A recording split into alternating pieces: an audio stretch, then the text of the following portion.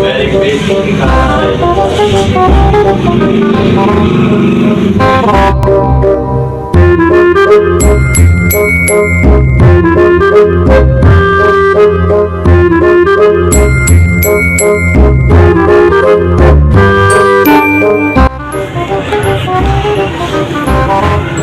हाँ भाई, और सुना कैसे हो?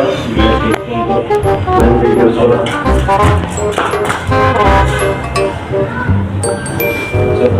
और भाई क्या हाल है? ठीक है, तुम बताओ।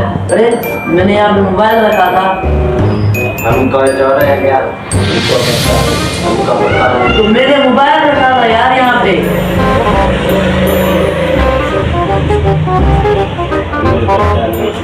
हमें पता नहीं क्या रुक जाओ, एक बाबा है, मैं उसको लेके आ रहा हूँ, उससे पूछता हूँ। अरे बाबा,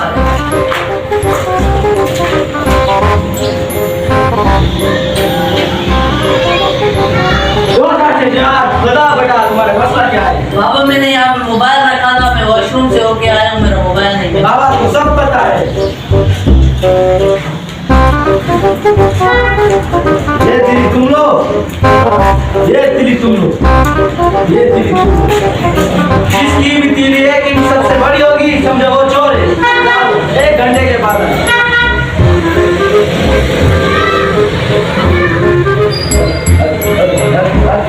जैसे भी पड़ गए, जैसा